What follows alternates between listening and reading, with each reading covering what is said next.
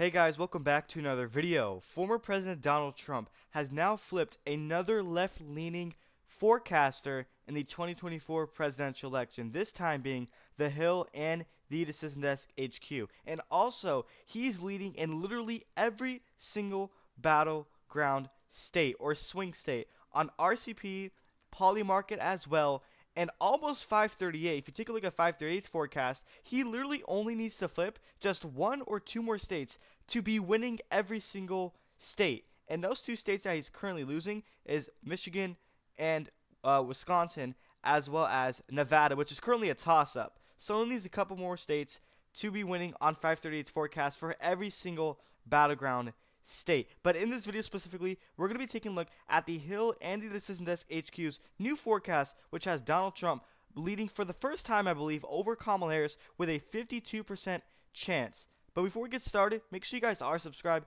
click the bell so you don't miss on my content, press the like button, share this video. We do have memberships. If you are interested, you can find the links to that in the description section. So let's take a look at this forecast pretty quickly, in which they give Donald Trump, the former president, 276 electoral votes. So he has a 52% chance to Kamala Harris's 48% of winning the election. And now if you scroll down right here, they give him 272 electoral votes. Now, for that to happen, I believe he would need to flip Wisconsin from the Rust Belt, just one Rust Belt state. Meanwhile, Kamala Harris does narrowly win Michigan and Pennsylvania. Meanwhile, Trump does win Arizona, Wisconsin, and Georgia as well, which would give him 272 electoral votes. Actually, he would not win Nevada. He would just win Arizona, Georgia, and Wisconsin if he were to win that electoral votes specifically. But as of right now, the Decision Desk HQ in the Hill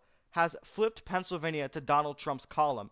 They give him a 51% chance, even though it's still categorized as a toss-up state. They have also flipped Wisconsin to Donald Trump's favor. They give him a 52% chance. Meanwhile, Nevada is staying blue for Kamala Harris, just how it did in 2016 as well. A more favorable year for Republicans. Trump still fell short in this state overall. But Kamala Harris is doing significantly worse than not only Hillary Clinton, but also Joe Biden among Hispanic voters as well, which can play a big role in Clark County or the Vegas area in favor of the former president.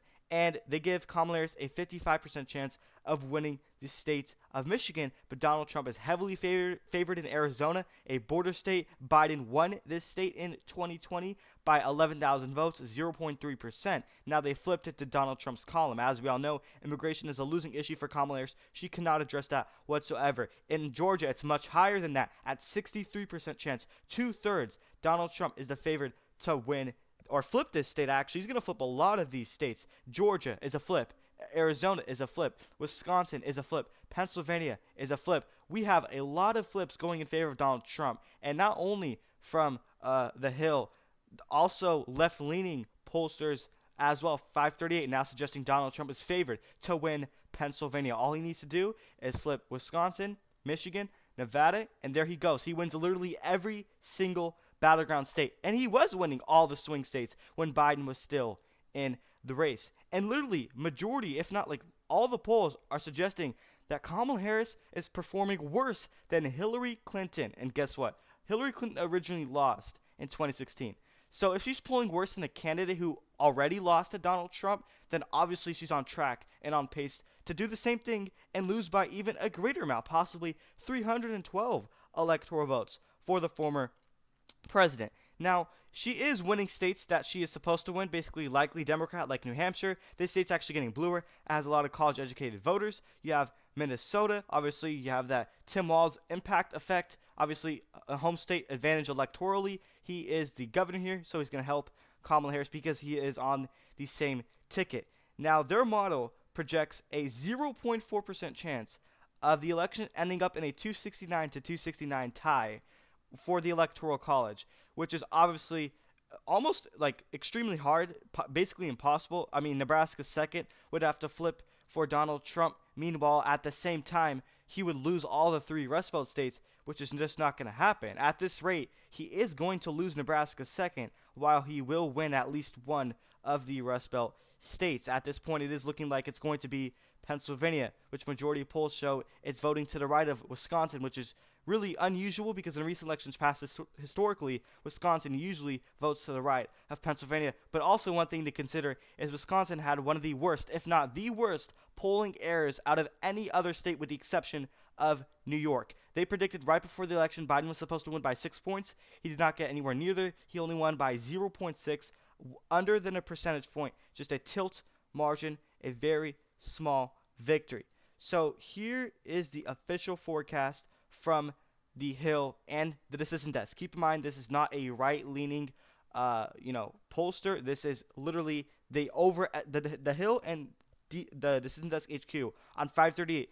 Every single election overestimates Democratic support significantly. So if you think that this is some right-biased pollster, it's not. The fact that a left-leaning pollster has Donald Trump winning Pennsylvania, winning Wisconsin, and on the verge of winning Michigan and Nevada, it goes to show you that these numbers and the internals for Harris are looking pretty bad because there are rumors that they are worried. The Harris campaign is worried that she will lose Michigan and North Carolina, which North Carolina is not really a surprise. Obviously, Trump won it twice. He's going to do it a third time. That's a no-brainer. Now, Trump can very well make New York and play. There has been recent polls suggesting it could be decided within under 15%, which would be considered likely. And keep in mind, just like I mentioned earlier, New York, other than Wisconsin, had literally the worst polling error out of any other state. They had Biden up by, I believe, close to 30 points, 29, right before Election Day. He only won the state by 23. That's a polling error of roughly 8 percentage points. The margin was off by 8 points. So I believe the latest poll in New York has Kamala up by just 14 percentage points. So if you apply the polling error, it's actually within single digits. And keep in mind, when Biden was still in the race, on average, he was only up in the state by 7 to 8 points at best. 8 points at best. And keep in mind, in the 2022 midterms, Lee Zeldin came within 6 points of winning the state on the governorship. Keep in mind, this is a state that voted for Biden by 23 points, but Lee Zeldin came within 6 on the governorship. That goes to show you maybe it could be a surprising, a surprising state, maybe closer than expected, but still, obviously, Trump's not going to even come close to winning this state. So that's it for this forecast. They do have Donald Trump defeating Kamala, I believe, for the first time ever. But when Biden was still in the race, they did have Trump up. Now, you take a look at the RCP averages. Trump is winning literally every single swing state. All these 7 important ones: Wisconsin, Michigan, Pennsylvania, Nevada, Arizona, Georgia. That is a ton of flips. Nevada's 1 flip, Arizona's the 2nd flip, Georgia's another, Wisconsin's the 4th flip, Michigan's the 5th flip, and Pennsylvania is the 6th flip. Donald Trump flips 6 states in the RCP polling aggregate. And keep in mind, RCP was way more accurate than, the 538 model in the 2020 election, which severely overestimated Joe Biden. They had him winning the popular vote close to 8 to 9 percentage points. That's roughly 4 to 5 points off, and they only won it by 4%. And right now, 538 has Donald Trump winning the popular vote, has Harris winning the popular vote by 1.7% on the average. And when you apply the polling error realistically from 2020, you compare it to the last election, Donald Trump may be on the verge of actually winning the popular vote. So let's fill this map according to the Decision Desk HQ. Right now, Trump is winning Wisconsin. He's winning Pennsylvania. He is falling short in Nevada. And that state actually tends to overestimate Republican support. But if you disregard that, you take a look at the early mail-in and in-person voting combined, the vote total for that, which ballots have already been cast, Donald Trump is doing extremely well in Nevada. The Republicans are winning the early vote, in which in 2020, they were not. In 2020, the Democrats were winning the early vote by a significant margin, I believe of somewhere close to 15 points. Now Republicans are winning the early vote by around 7%, if I'm not mistaken, which is the data I just looked at. I think the most recent data. And he's also winning Arizona by even a greater amount than he is in those 2 Rust Belt states. Georgia, same thing for that. North Carolina. Now, the only states he's not winning on the Decision Desk HQ and the Hill is going to be Michigan and Nevada. which in Michigan they overestimated Joe Biden's support in 2020. And just like I mentioned, Kamala Harris's internals campaign and people inside her campaign are worrying that she could lose the state of Michigan. Keep in mind, this state had a large uncommitted vote of 100,000 voters voting uncommitted in the Democratic primaries. Also, Donald Trump received more votes than Joe Biden did in the primaries. And there's literally more registered Democrats in this state, and they still receive less votes than Donald Trump. And keep in mind, literally a Democratic mayor in the state of Michigan endorsed the former president. So he's going to get 291 electoral votes based off the Hill and the Decision Desk HQ's map, which is a left-leaning pollster. They overestimate Democrats, so realistically, he actually gets over 300 when you apply the polling errors that they had in 2020 to Kamala Harris's 247 electoral votes. So this is not my prediction. This is just the map, according to the Hill's forecast, which now shows Trump winning, which he originally was not against Harris, but was against Joe Biden.